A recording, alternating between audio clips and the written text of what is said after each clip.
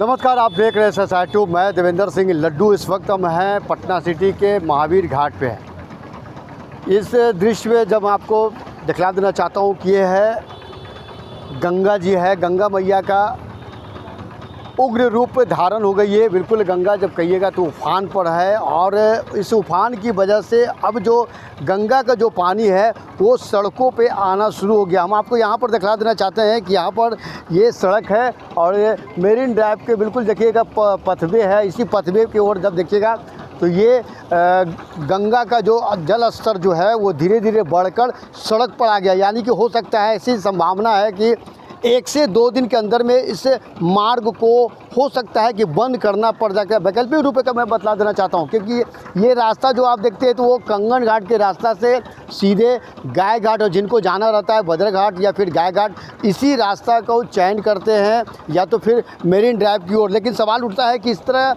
लगातार जब देखिएगा तो गंगा का जो फ्लो जो है, जो धार जो है वो धीरे धीरे इससे यहाँ पर जो देखिएगा तो यहाँ पर फुटपाथी है, उस फुटपाथी से आगे पानी जो है वो धीरे धीरे बढ़ता हुआ वो आगे की ओर बढ़ रही है। एक तरफ ये सिटी कोर्ट का रास्ता जो है, ये सिटी कोर्ट का रास्ते में भी यहाँ पर जो नज़र आपको आ रहा है, यहाँ पर भी पानी जल स्तर जो है वो ठीक यहाँ से बढ़ चुका है। लेकिन ऐसी संभावना बन रहा है, क्योंकि यहाँ मैं आपको दिखला देना चाहता हूँ, ये देखिए ये गंगा मैया है और उसके ठीक बगल में मैं बीचों बीच में हूँ, और ठीक यहाँ जब देखिएगा तो ये सड़क है। ऐसे ही पटना सिटी के जो भी घाट, जो चाहे वो गाय घाट हो या फिर कंगन घाट के दृश्य अगर चर्चा चलाएंगे तो वहाँ का भी नज़ारा उसी तरह का है।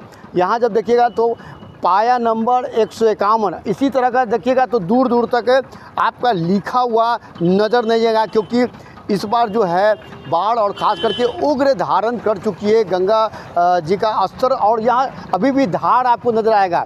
इसी क्रम में कल बिहार के मुख्यमंत्री नीतीश कुमार जी सड़क मार्ग से इसी मेरीन ड्राइव से आए थे और गाय घाट में रुकने के बाद यहाँ कंगन घाट तक गए थे। विभिन्न घाटों का वो दौरा कर रहे हैं, और ख़ास करके जब देखा जाता है एहतियात बरतने की आवश्यकता है।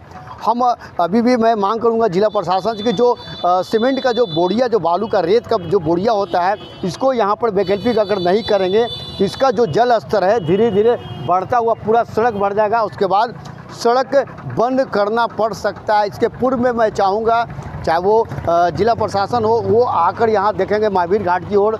यहाँ जो है इसका गंगा का स्तर का जो है जल स्तर धीरे धीरे बढ़ता ही जा रहा है। कुछ और घाटों का हम आपको मुआयना करके अपडेट हम आपको दिखाना चाहता हूँ। इस वक्त हम हैं खाजीकला घाट पे है, और यहाँ का स्थिति भी उसी तरह का है। तमाम जो सीढ़ियाँ जो है गंगा घाट के किनारे का, जो सीढ़ियाँ जो नीचे की ओर जाते थे जो स्नान करने के लिए, अब चूँकि उस तरह का स्नान करने का नहीं है, क्योंकि बढ़ती उफान जब देखिएगा तो उफान है और तेज़ धारा, और जहाँ जहाँ जो पाया संख्या जैसे 151 152 जो इस तरह का जो लिखा हुआ रहता है वो भी पानी की वजह से जो है वो डूबा हुआ है।